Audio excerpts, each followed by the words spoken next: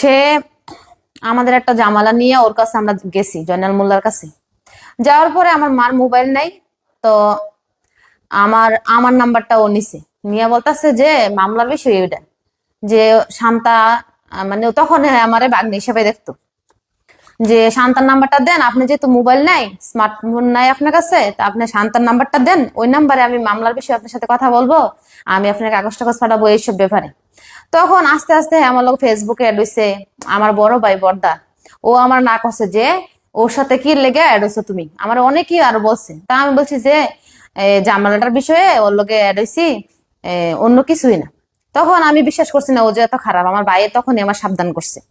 তখন আস্তে ধীরে ও আমার মেসেজ লেখে, এটা এটা অনেক কিছু লেখে, ছবি দেয়, এটা আমি তখনও গুরুত্ব ভাবে নিছি না। আমি আমার মারে কই যে মা এগুলা কি, এবার তো আমার ছবি দেয়, এটা হেডা অনেক মেসেজ করে, সুন্দর সুন্দর মেসেজ লেখে। তখন ও মা বলতেছে আমার একদিন যে হ্যাঁ কিন্তু বা খারাপ লোক, হ্যাঁ থেকে তুমি আস্তে আস্তে সরে দাও, মেসেজও করো না, তো এত ফোনও দিও না, হ্যাঁ খারাপ মানুষ। যে আমি বলতেছি যে মা আমি যদি হ্যারে আমি বলি যে আপনার সাথে আমি আর কথা বলবো না, এগুলো দিয়ে দেন না বললেই হ্যাঁ আমার গালিগালাজ করে, ও মানে নোংরা কথা বলে বাড়িতে এসে হাজির হয়ে যাবে। তুমি তো দেখো একটা না একটা বাহানা দিয়ে আমরা বাড়িতে এসে পড়ি, তুমি তো জানো না। তো মা বলতেছে ঠিক আছে এখন ধৈর্য ধর, এখন কিছু বলিস না, তে খারাপ লোক, আমি তো তোর আগেই বলছিলাম। এরপর এগুলা বলতে বলতে হঠাৎ একদিন বিদেশ চলে গেছে হজ করতে, হজ নাকি করব। তো হজ করতে গেছে, তখন আমার মা বলতেছে যে এখন মকা আছে, তুই তারে ব্লক দিয়ে দে, তে খারাপ মানুষ, তে যখন 2-3 মাসের লেগে হজ করতে গেছে, এখন ব্লক দিয়ে দিলে এখন আর তে কিছু করতে পারবো না। তা আমরা যেহেতু হিন্দু, মান সম্মানের বই এতদিন সমাজের কারোর কাছে বলি নাই, বা হ্যাঁ ওই ভাই রহিম পারভেজ চেয়ারম্যান, বর্তমান চেয়ারম্যান, মাঝে কয়েকজন টুকটাক মানুষের কাছে আমরা বলছি, সবার কাছে বলি নাই, কারণ হিন্দু তো আমরা একটু ভয় পাই মান সম্মানের। তারপরে যখন আমার মা বলছে যে হ্যাঁ ব্লক দিয়ে দে, আমি ব্লক দিয়ে দিচ্ছি। ব্লক দেওয়ার পরে হ্যাঁ যেমন কুত্তা পাগল হয়ে গেছে, হ্যাঁ নানা জায়গায় ফোন দেয়, আমি কি করি, আমি কই যেতেছি, নানা রকম পুরুষের সাথে, আমাদের এলাকার অনেক মানুষের সাথে জড়াইয়া আমারে অনেক বদনাম দিছে, ভালো ভালো মানুষের সংসারে আগুন লাগাই দিছে, এরকম বদনাম দিছে যে আপনার হাজবেন্ডের সাথে ও এখানে গেছে ওইখানে গেছে, এরকম নানা ধরনের অনেক মানুষের সংসারে আগুন লাগাইছে, আমাকে মিথ্যা অপবাদ দিছে, অনেক কিছু করছে। করার পরে যখন পারে না, এরপর যখন আর হজ করা শেষ, হ্যাঁ বাড়িতে আসছে, আসার পরে এই দিন রাত্রে অন্য সময় হ্যাঁ ডাকাতায়, হ্যাঁ ডাকা হের বাড়ি আছে, হের বাড়ি না হের বাইয়ের বাড়ি, ওইখানে থাকে। কিন্তু ও না থাকে, ওর সাথে সাথে ওই দিনই রাত্রে 1টা বাজে আমাদের বাড়িতে এসে হাজির, দরজা নক করতেছে, টুকা দিতেছে। তখন আমার নানি খুলে না, বয়স্ক মানুষ, বয়ফাজ কি নাকি এত রাত্রে। তখন আমার মা বলতেছে যে শান্তার বাবু মনে হয়, এত রাত্রে নাহলে আর কি আসবো, খুলো।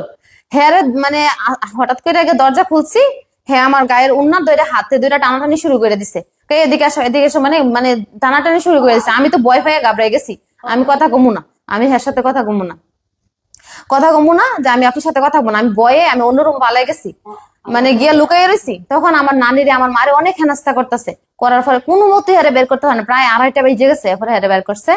হ্যাঁ পরের দিন আসে, পরের দিন বিকালে আসছে, মানে প্রত্যেক দিন আসা শুরু করছে। না পাইরা আমার মা চেয়ারম্যানের কাছে গেছে, হ্যাঁ চাচাতো ভাই রহিম পারভেজ ওনার কাছে গেছে, হ্যাঁ বলতেছি। এখন যাওয়ার পরে রহিম পারভেজের কাছে গেছে, উনি বলতেছে যে কি বিষয় নিয়ে তোমার, কি বিষয় নিয়ে ডিস্টার্ব করে আমাকে, এমন এমন কথা, তাহলে তোমাদের থেকে যদি টাকা পানাও টাকাটা দিয়ে দেওয়া যাইবো না। তো উনি 1 সপ্তাহের ভিতরে আমাদের থেকে সবগুলা টাকা নিছে, হ্যাঁ 2 দিন পরে দিয়ে দিছে, উনি ডেট দিছে 1 সপ্তাহ, কথা ছিল 6 মাস পরে দিব, এটা কিস্তি হিসাবে আনছি ফ্রিজটা। এখন নিচে দিয়ে লেছে, তারপর হ্যাঁ আসা বন্ধ না, হ্যাঁ রাত দিন আমার এইভাবে ডিস্টার্ব করতেছে, অনেক রকম অপবাদ দেওয়ার চেষ্টা করতেছে, হ্যাঁ বন্ধ না। হ্যাঁ এমন একটা খারাপ মানুষ, হ্যাঁ বাজে নেশা করে, ইয়াবাখুর গাঁজাখুর, মানে কোনো ইয়ে নাই যে বাকি নাই, গ্রামের সব এলাকার মানুষ হ্যাঁ বয়ে কিছু বলতে পারে না। এমন অনেক মেয়ের নষ্ট করছে। আমাদের এই হিন্দু সমাজে একটা মেয়ে আছে ঝুমু, এই হ্যাঁ বাবার নাম বাদল, এই মেয়েটার এইভাবে উত্তক্ত করছে, আরো আছে অনেকগুলা মেয়ে, হ্যাঁ এইভাবে ডিস্টার্ব করে গ্রাম ছাড়া করছে, অনেকে গেছে গা ইন্ডিয়া, এভাবে এভাবে। হ্যাঁ বয়স উপকমে 60, হ্যাঁ বিয়ে করে না, হ্যাঁ মেয়েদেরকে নষ্ট করার দান্দা হ্যাঁ এইসব করে, হ্যাঁ এত খারাপ মানুষ, দুশ্চরিত্র, মানে বলার মতো না। তারপরে হ্যাঁ ভালো ভালো মানুষের সাথে জড়াই আমার বদনাম করছে, হ্যাঁ বিচার আল্লাহ করে না। তো আমার একটাই অনুরোধ, আমি এতদিন অনেক সহ্য করছি, সহ্যের সীমা ও পরশুদিন শুক্রবার রাত্রে সহ্যের সীমা বের করে লেছে।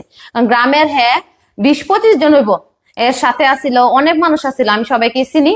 ও নিয়ে আমাদের বাড়ির আশেপাশে গেটের সামনে সামনে হামলা দিছে, আমরা কিছুই জানি না, আমরা ঘুমা, আমাদের ঘরে নাকি পুরুষ লোক আছে। এই বদনাম দেওয়ার পরে আমরা সমাজে মানে মুখ দেখানোর মতো নয়। এখন যদি এত কিছুর পরে যদি আমরা মুখ না খুলি, তাহলে আমাদের বলবো যে না, মানুষে বলবো কি গ্রামবাসী যে আমরা সত্যি এগুলা করি। লাস্ট পর্যন্ত না পেরে এখন আমরা আইনের আশ্রয় আসছি, কারণ আমরা বিচার চাই। এটার বিচার কি, হ্যাঁ কঠিন বিচার হইব। এরপরে যদি কোনো কিছু ক্ষতিও আমার ফুলারে কইছে কিডন্যাপ করে নিয়ে বোগা, আমার বাইরের কাছে ফোন দে আমারে কিডন্যাপ করবো, আমার পার্লার ভাঙবো, আমার বাড়ি ভাঙবো, সবকিছু করব।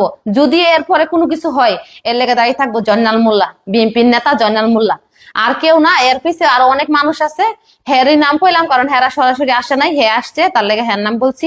যদি কোনো প্রকারে ক্ষতি হয়, তার লাগে দায়ী থাকবো জয়নাল মোল্লা। আমার এতটুকুই অনুরোধ সবার কাছে, আমি যেন বিচার পাই।